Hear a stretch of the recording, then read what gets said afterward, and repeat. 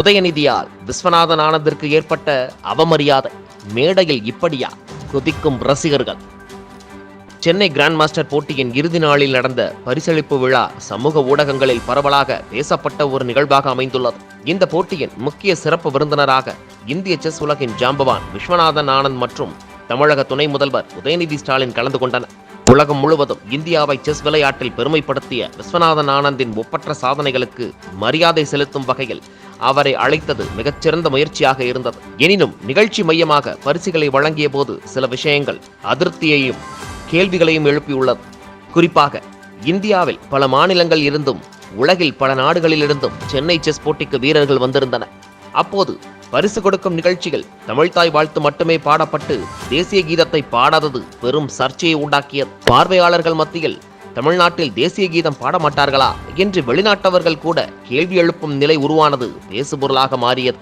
மேலும் பரிசளிப்பு நிகழ்வின் போது வெற்றி பெற்ற வீரர்களுக்கு பரிசுகளை வழங்கிய பொறுப்பை தமிழக துணை முதல்வர் உதயநிதி ஸ்டாலின் மட்டுமே ஏற்றுக்கொண்டார். இந்த தருணத்தில் விஸ்வநாதன் ஆனந்தை அணுகி பரிசு வழங்க அனுமதிக்கப்படாமல் இருந்தது மக்களிடையே பெரும் சர்ச்சையை ஏற்படுத்தியுள்ளது. இந்தியா முழுவதும் செஸ் விளையாட்டின் மகத்துவத்தை உயர்த்திய நாயகனாக விளங்கும் ஆனந்திற்கு எவ்விதமான மரியாதையும் கூட வழங்கப்படாதது பலரின் மனதை வேதனையாக்கியுள்ளது. ஒரு மிகப்பெரிய செஸ் விளையாட்டு நிகழ்ச்சியில் இருந்தாலும் அவர் பரிசுகளை வழங்குவதற்கு அனுமதிக்கப்படாதது பார்வையாளர்களின் கேள்விகளை எழுப்பியுள்ளது.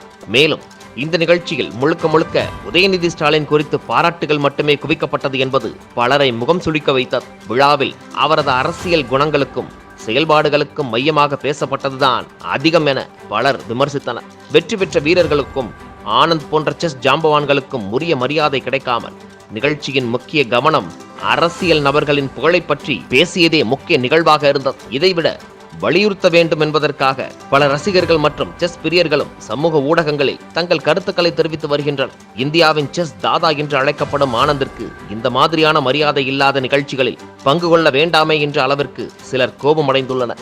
இந்த நிகழ்ச்சியில் விளம்பரத்திற்காக அதிக கவனம் செலுத்துவது விளையாட்டு வீரர்களின் முக்கியத்துவத்தை குறைக்கும் நிகழ்வாக இருந்ததாக பலரும் கவலை தெரிவித்துள்ளனர். முக்கிய நிகழ்ச்சிகள் மட்டுமன்றி விளையாட்டின் பெருமையையும் உண்மையான சாதனையாளர்களின் மரியாதையையும் பாதுகாக்க வேண்டும் என்பதே பலரின் வேண்டுகோளாக உள்ளது.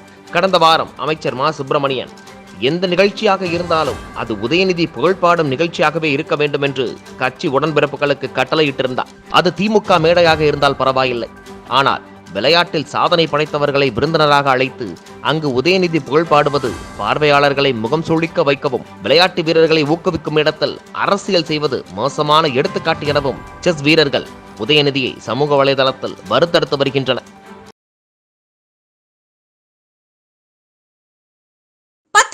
படித்தவரா நீங்களும் மத்திய அரசு பணியில் சேரலாம்.